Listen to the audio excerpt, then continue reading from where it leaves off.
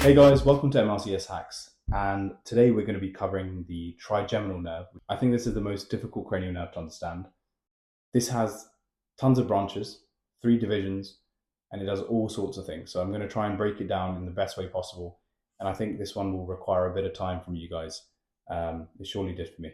Okay, so I'm going to use my notes, and we're just going to slowly work through the trigeminal nerve. Okay, trigeminal nerve comes from the medulla, pons, and midbrain, and it forms this trigeminal ganglion. You can see it as a picture here from Teach Me Anatomy.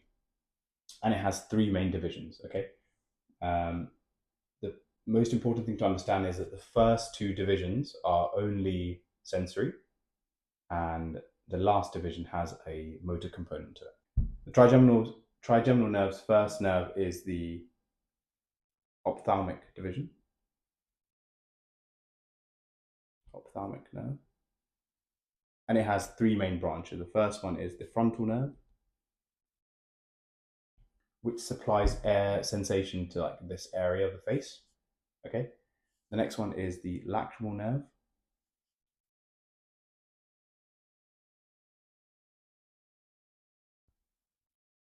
And this is quite important. So it carries postganglionic fibers along with the facial nerve's greater petrosal nerve to the lacrimal gland via the pterygopalatine ganglion. Okay, so I'm going to just screenshot this for you, blip here, and hopefully you understand it. So lacrimal nerve carries parasympathetic nerve fibers to the lacrimal gland along with the greater petrosal nerve, which comes from the facial nerve, via the pterygopalatine ganglion.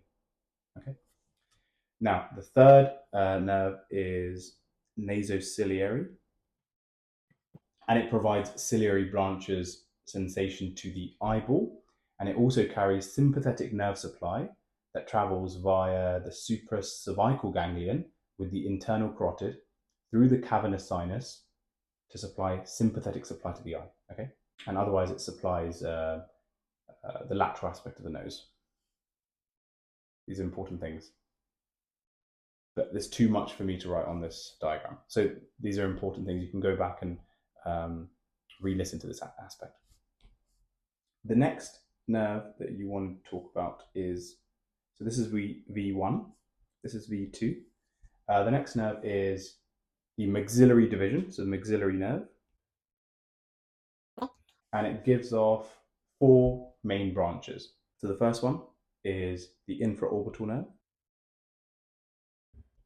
Infraorbital nerve. It supplies the lower eyelid, cheek, upper lips, and the maxillary kind of space here. Okay. The next is the superior alveolar nerve. Okay. And it supplies the upper teeth and gums. Then you've got the palatine and nasopalatine branches.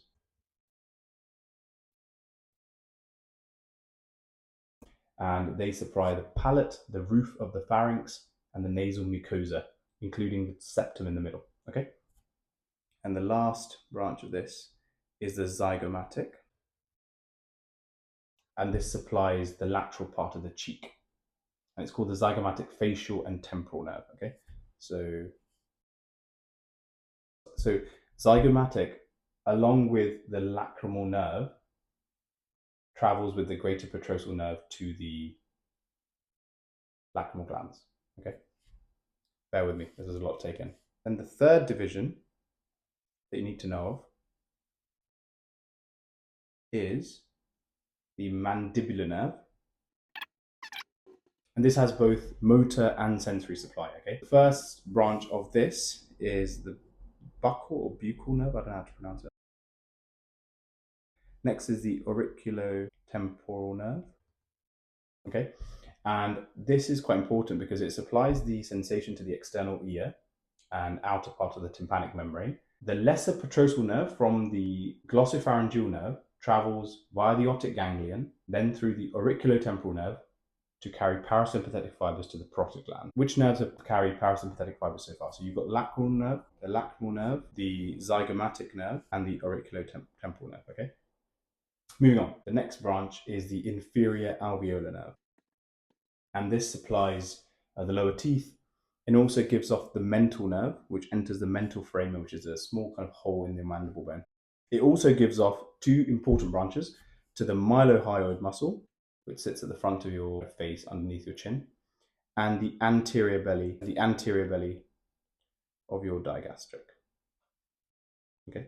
These are quite important because the posterior belly is supplied by the facial nerve when it exits the stylomastoid foramen. Next is the lingual nerve.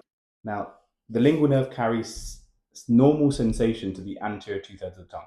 And the anterior two-thirds of the tongue taste is carried by the chorda tympani, which branches off from the facial nerve. So, important information about the lingual nerve. It wraps around the Wharton's duct, which is the duct given off from the submandibular gland, and it comes out at the level of your frenulum, just underneath your tongue, okay, on either side of the frenulum underneath your tongue. And parasympathetic fibers from the submandibular ganglion, from the facial nerve, travel with this nerve to supply the sublingual and submandibular glands. So this also is a nerve that carries parasympathetic fibers. Okay. And lastly, it has motor nerve supply, which I've changed color for. So it supplies the muscles of mastication, so chewing. So you've got the masseter, you've got the temporalis, you've got the medial and lateral pterygoids, and you have the tensor tympani, which attaches to the malleus. So that's the trigeminal nerve.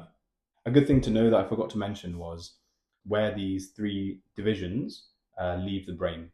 So the V1 ophthalmic nerve leaves from the superior orbital fissure. Maxillary nerve leaves from the foramen rotundum, and mandibular nerve leaves from foramen ovale. So this diagram, I guess, is just breaking it down for you on one page. But if you want to go over the stuff I mentioned, just repeat this video. This will take a lot of time to settle in. If there's any questions, or if you want my notes on this, please sign up below and I can send them over to you. Good luck.